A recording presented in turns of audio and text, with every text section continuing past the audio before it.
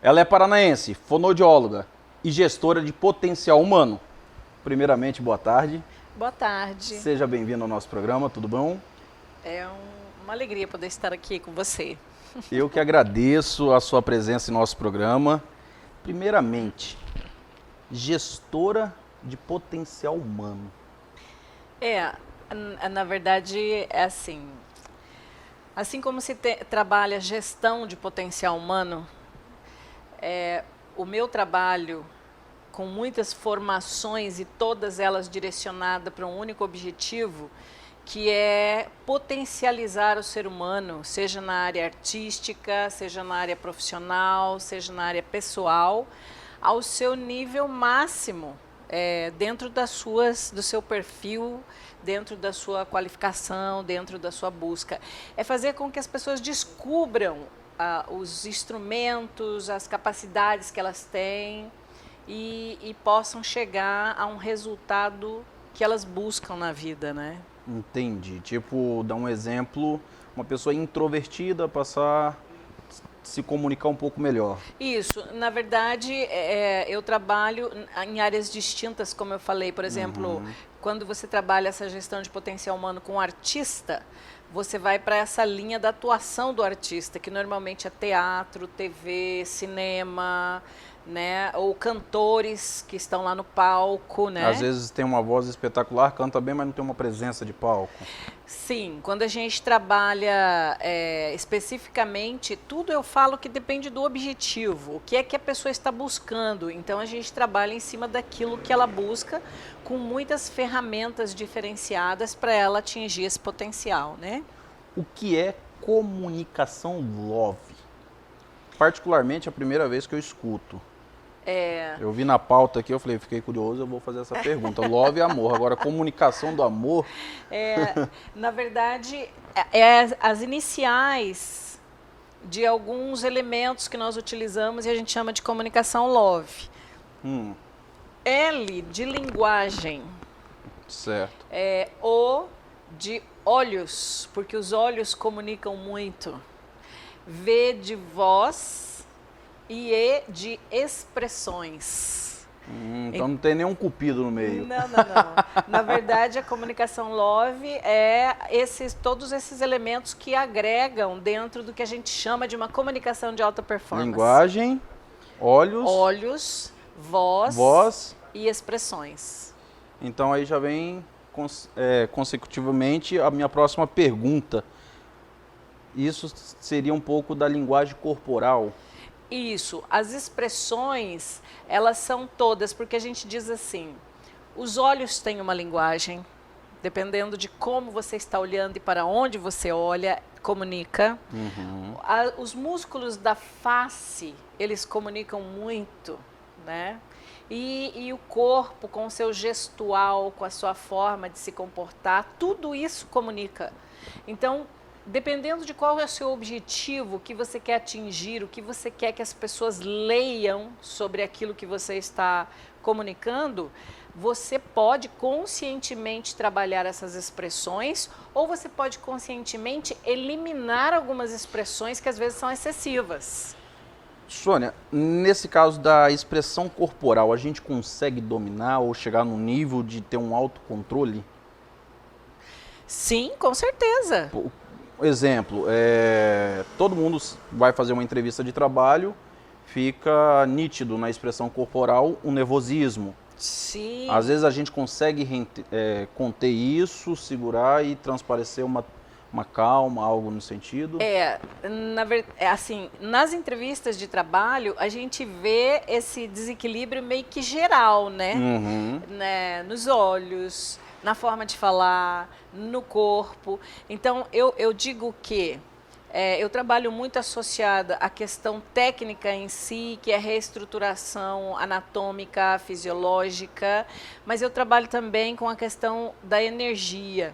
Então, você precisa saber agregar, você precisa saber que determinada posição muscular, ela potencializa um grau de energia necessário para comunicar aquilo que você quer. Então, sim, é possível, quando você toma conhecimento desses processos e dessas técnicas, você utilizá-las a seu favor, mesmo que seja numa situação onde a gente está, porque nem todo dia as pessoas estão iguais, um dia que você está mais tenso, que você está mais inseguro, isso não significa que a sua performance pode ser uma performance menor, você pode mantê-la, mas usando de maneira consciente, porque o que acontece hoje é que às vezes as pessoas usam de maneira inconsciente, então sendo inconsciente, às vezes ela acerta, às vezes ela não acerta. E quando você traz isso para o nível da consciência, você já sabe exatamente o que fazer e qual vai ser o resultado que você vai ter. Falando nessa consciência, quais são os maiores desafios hoje que a senhora pode pontuar na comunicação humana? São vários, né? Estatisticamente já é comprovado que diz que o medo de falar em público, ele supera o medo da morte. Veja que coisa absurda, né? Às vezes a gente acha assim, nossa, isso é um grande problema na comunicação. As pessoas, quando chegam no que eu chamo de enfrentamento, porque... Desculpa até interromper a senhora, mas semana passada as pessoas acompanham o nosso programa, o Danilo Rodrigues. Sim. E Danilo, ele teve no nosso programa e a gente meio que comentou sobre isso, esse medo de falar em público, e ele até ressaltou que existe tratamentos, existe cursos, várias teorias, né, para a gente estar trabalhando sobre isso. E eu até mencionei com ele. Falei, hoje, tipo, estou na frente das câmeras, né, estou na televisão, mas eu tinha um medo enorme de falar em público. E muita gente tem. Sim. E hoje existem mecanismos, quando você perguntou sobre gestão de potencial humano, hoje uma fonoaudióloga, é necessário que ela conheça outras áreas, porque às vezes o paciente que vem querendo ter uma alta performance na comunicação, precisa ser trabalhadas outras questões, né? Então você precisa trabalhar o ser humano, não é só dizer a ele, vai lá e treina na frente do espelho e tudo vai dar certo. Não é só treinar na frente do espelho. Ele precisa conhecer sobre os elementos neurais, ele precisa conhecer sobre elementos anatômicos, fisiológicos, que seja para ele recurso para ele ter essa performance, né? Muito interessante. Sônia, já quero, diga-se de passagem, quero convidar a senhora pelo menos uma vez por mês, sério mesmo, pelo menos uma vez por mês, pessoal, a gente pegar um tema e a gente fazer um bate-papo, a gente esclarecer dúvidas. Você que está nos acompanhando, que está nos assistindo, pode entrar em contato através do WhatsApp que está na tela, o bate-papo que está na tela, pode pedir, pode tirar suas dúvidas, que a gente, através da dona Sônia, a gente vai esclarecer e o convite está aberto. Tá? Ok. Pelo menos uma vez por mês, 2, vamos ver o andamento que for, mas eu quero a senhora junto com a gente, esclarecendo, fazendo mais bate-papos, tá? Pegando o gancho, como fazemos para ter uma comunicação eficaz?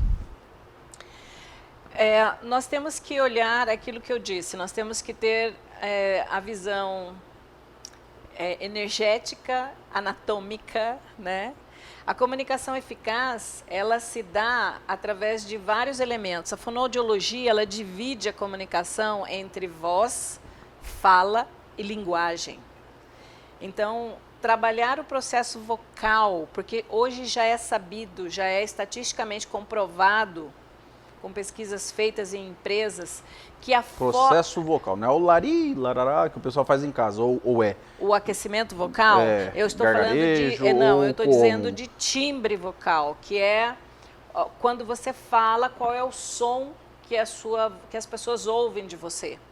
Então, é muito interessante que a gente entenda que existem, sim, timbres vocais que trazem uma autoridade maior, e existem timbres vocais que desautorizam as pessoas. É muito engraçado, mas existe.